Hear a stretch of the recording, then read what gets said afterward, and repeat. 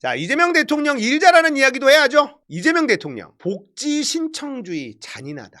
자동지급 전환 검토하라. 이재명 대통령은요, 각종 지원금 등 복지사업을 대상자가 신청해야만 받을 수 있는 현행 제도에 문제가 있다. 대상자에게 자동으로 지급하도록 원칙을 변경하는 방안을 검토하라고 지시를 했어요. 나라 재정 절약 간담회라는 걸 했는데, 신청주의는 매우 잔인한 제도가 아닌가. 신청을 안 했다고 안 주니까 지원을 못 받아서 사람이 죽고 그러는 것 아니냐. 정부가 국민을 위해 지출할 때 대상자가 정해진다. 그런데 왜 굳이 신청 제도를 운영하냐. 정보화 사회라서 다 알고 있는데 쫙 지급하고 안 받겠다는 사람은 반납하면 되는데 왜 굳이 신청하게 해서 행정력을 낭비하느냐. 자, 이게 너무 웃긴 거죠. 대상자가 정해지고 예산도 정해집니다. 그런데 신청을 해야 돈을 줘요. 너무 웃기죠. 가난을 증명하러 와야 되는 겁니다. 너무 잔인하다라는 거예요. 그리고 노인분들, 이런 분들은 몰라서 못 받아. 이런 거 너무 억울하잖아요. 거기다가 신청을 별도로 받고 이를 목록화해서 지급하는 과정, 이거 누가 할 거야? 공무원이 해야 되잖아요. 이거 행정력 낭비다. 불필요한 예산이 지출이 된다라는 겁니다. 일도 잘하지만 기본적으로 마음이 따뜻하다는 걸 알 수가 있어요. 약자들의 위치에서 생각할 줄 아는 사람, 이런 사람이 대통령이 돼야 되는 겁니다. 그리고 지출 구조조정안의 세부 사항에 대한 공개가 필요하다. 정창수 나라살림연구소장의 제안을 받아들입니다. 확정된 것을 공개하면 문제가 없을 것 같다. 다 공개하도록 하겠다. 자, 정창수 소장은요, 정부가 소상공인 중소기업 등을 상대로 돈을 빌려주는 융자 사업을 할 때 정부의 돈을 은행을 통해 직접 빌려주는 방식이 아니라 수요자가 자체적으로 은행에서 대출 받으면 이자를 지원해주는 2차 보전 방식을 확대해서 효율성을 높이자, 이렇게 제안을 한 거야. 그러니까 이재명 대통령도 이 부분은 정확하게는 잘 몰랐나 봐. 재정 효율성 측면에는 정말 맞는 얘기 같은데?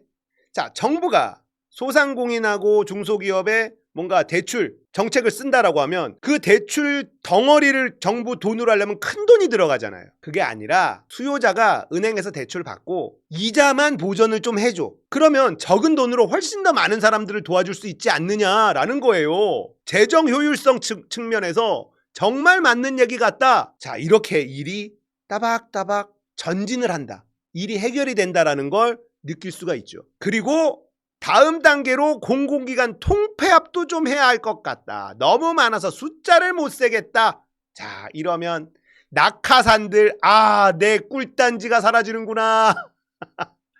별의별 공공기관이 있습니다. 존재 이유가 없는 공공기관들이 너무 많아요. 그런 공공기관이 왜 늘어났냐면 권력을 잡은 놈들이 이제 좀 챙겨줘야 되잖아. 열심히 선거 때 돕고 이런 애들한테 뭐 하나씩 줘야 되는데 큰 자리 주기는 뭐하고, 시덥잖은 공공기관들을 만들어서 거기에 낙하산으로 자리 하나씩 주는 거야. 그래, 고맙다, 고생했다, 이렇게 챙겨주려고 만들어온 쓸모없는 공공기관들이 너무 많아. 민주당 정권에서도 그걸 정리하지 않았어. 왜냐? 민주당 정권이어도 챙겨는 줘야 된다 이거야. 그래서 이걸 통폐합 좀 하자. 야, 이러면은 아무 일 안 하고 달달하게 연봉만 억대 연봉 받아 처먹으면서 법인카드 받고 관용차 받고 이런 애들 많거든요. 얘네들 정리 좀 해야 되잖아.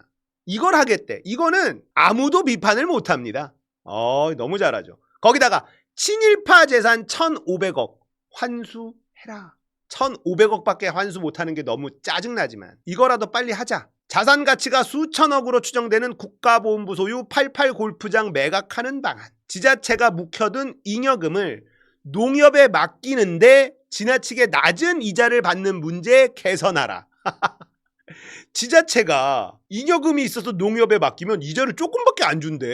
이런 양아치들이 있어. 자, 이런 것들 다 정리 좀 합시다. 당연히 집행되는 소규모 예산 중에 지금 시대에도 굳이 해야 하나, 다른 사업보다 효율성이 있나, 이런 의문이 드는 것들을 찾는 게 중요하다.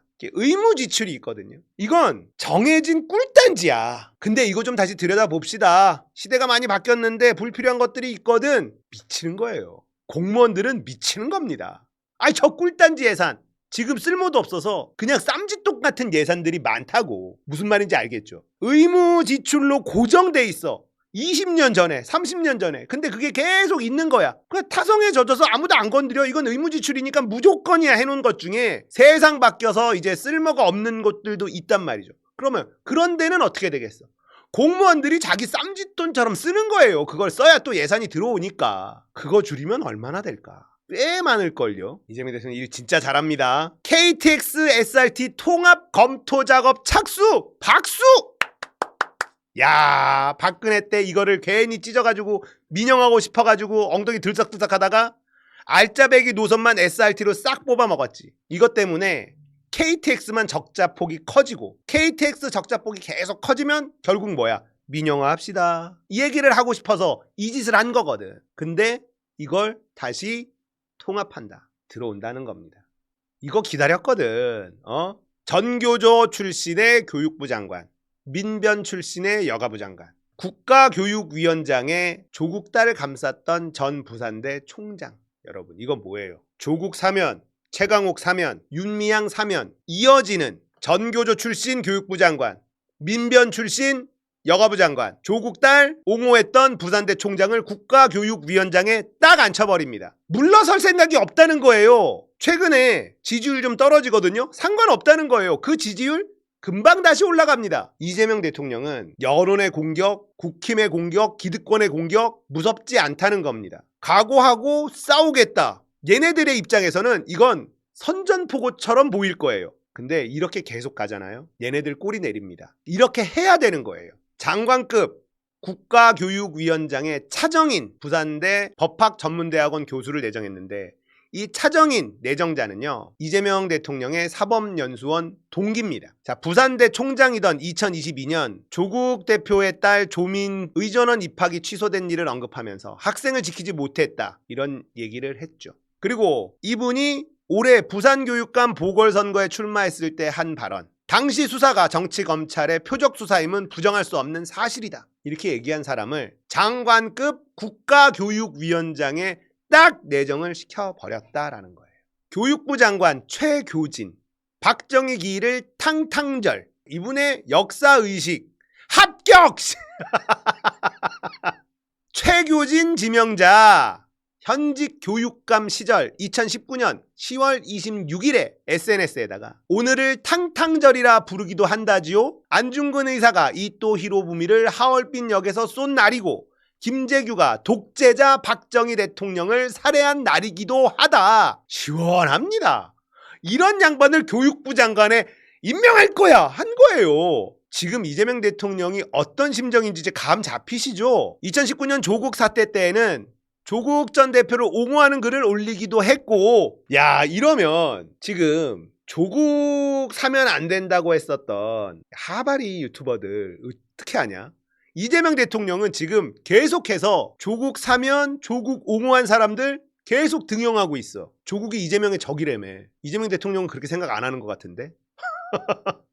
하바리 유튜버들 어떡하냐? 이런 양반을 교육부 장관으로 앉히겠다라고 딱 한 겁니다. 민주당에서 인사청문회 때 태클 거는 놈 있는지 봐야 돼. 진짜로. 민주당에서 발언이 심하다, 사과해라, 이딴 소리 하는 놈 있는지 없는지 봐야 된다고. 인사청문회 한번 봐야죠. 나 진짜 이번에 인사청문회 할 때 눈 부릅뜨고 어떤 놈들이 교육부 장관한테 태클 거는지 다 볼 거야. 하여튼 이재명 대통령의 의지입니다. 이건 완전히 욕 먹을 거 알지, 공격당할 거 알지, 그런데도 하잖아요. 이재명 대통령 뜻 거스르는 놈들이 이 바닥, 진보 유튜브 바닥에서 살아남을 수 있는지 한번 보겠어. 내란 피의자 권리 옹호한 김용원 인권위 상임위원. 윤석열 대통령의 경우 당연히 증거인멸이나 도주의 염려가 전혀 없습니다. 현재 사실상 연금 상태에 놓여 있습니다. 체포나 구속의 사유가 존재한다고 볼 수 없습니다. 인권위에서 이딴 소리를 했었죠. 그런데 기자회견을 막는 사람이 있었으니 이 사람이 누구냐? 원민경 여가부 장관 후보자 되시겠다, 이 말입니다. 인권위의 윤석열 방어권 보장 권고안 의결에도 반대표를 던진 양반이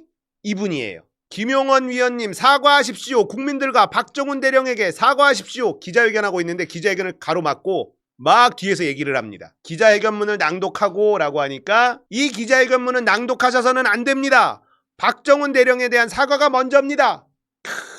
기백이 장난이 아니야 이분. 제가 질문을 받도록 하겠습니다. 김용원이 이런 얘기를 하고 무시하고 진행을 하려고 해요. 그러니까 뒤에서 계속 얘기를 합니다. 군인권 보호관으로서의 책무를 다하기 위해서 그동안 책무를 다하지 못했던 점에 대해서 사과하십시오. 김용원 의원님의 국방부와 군에 대한 비호가 바로 이런 계엄까지 선포하게 만든 겁니다. 이야, 장난 아니야 이분. 김용원이 퇴장해주세요. 그러니까 퇴장 안 합니다. 사과하십시오. 그래 자리에 딱 앉아버리더라고. 와, 이분이 여가부 장관 후보자 되시겠다. 강선우 치웠는데 더한 사람이 온다 이놈들아.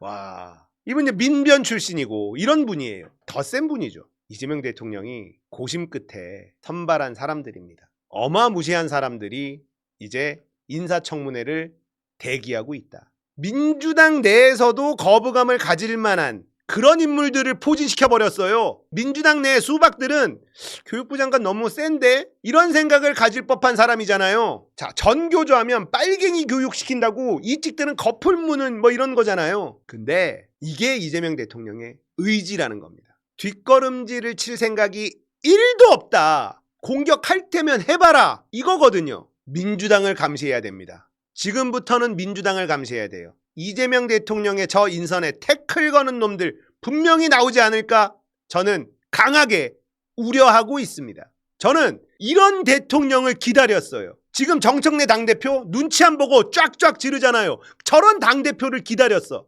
지금 대통령과 지금 당대표는 제가 꿈꾸던 판타지에나 있었던 그런 사람들인데 현실에 등장을 해버렸다는 겁니다. 눈치 안 보고 좀 갑시다. 좀 합시다. 드디어 저의 꿈이 현실로 이루어지고 있는 순간입니다. 민주당에서 반드시 태클 거는 인간들 나올 거다. 그놈들 여러분들 잘 기억해둬야 됩니다. 이재명 대통령 일 진짜 잘하죠? 너무 좋죠? 대통령 잘 뽑았어. 진짜 잘 뽑았어.